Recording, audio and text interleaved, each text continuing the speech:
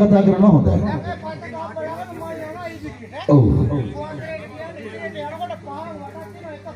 පහන් වැඩ. ඒ මොනවද?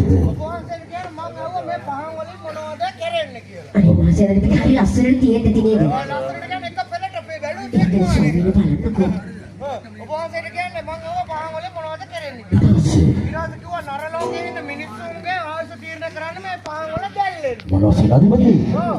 ඒ කියන්නේ මනුස්ස ලෝකෙ මිනිස්සුන්ගේ ඒ කියන්නේ ආයුෂ තීරණය කරන පහන් වල. පහන් වල දැල්ලෙන්න. දැල්ල හොඳට දැල්ලෙනවා නම් 100 120යි. දැල්ල එහෙමනම් නිවෙන ළඟ ඉන්න. මධ්‍යස්ථාන දැල්ලෙනවා නම් 50 60යි. ඊට පස්සේ සේනාධිපති මොකද කළේ? පාන නිවිලා ගියොත් ජීවිතේ ඉවරයි. ජීවිතය ඉවරයි. අම්බලනකොට මම සම්මා සිට්ටම්මා දෙපැත්තේ පහන් දෙකකට වදකට දෝස් බුදු තියාගෙන. ඒ ඕන්ගේ පහන් දෙක වෙන්නේ නැති. ඕන් දෙන පහන් දෙක වෙන්නේ නැහැ. මේ බලනකොට අම්මා. ඒ මොකද? අය ඕන් දෙනගේ දැල්ල දැම්බේ. දැල්ල.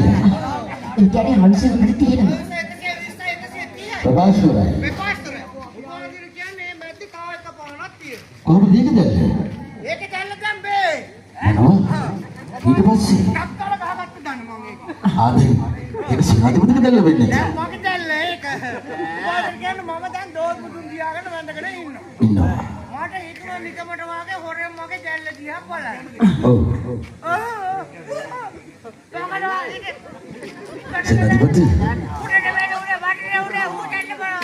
සේනාධිපති ඒ සේනාධිපති මොකද වුනේ? ඒ දැල්ල මොකද?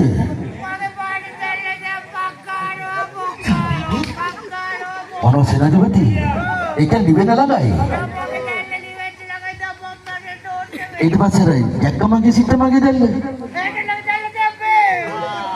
ඊට පස්සේ මොකද කළේ ඔබ?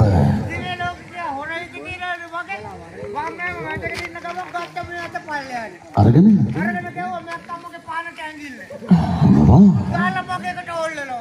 මහේෂිකාව එමන්ස දෙලවරිකම් කරනවා නේද? සේනාධිපති ඔබට දැන් දිවි ලෝකෙ ගියත් හොරකම නතර වෙලා නැහැ. ඊට පස්සේ කොහොමද දැන් දැල්ල? එතකොට අර ජැක්කම්මගේ සිටම්මගේ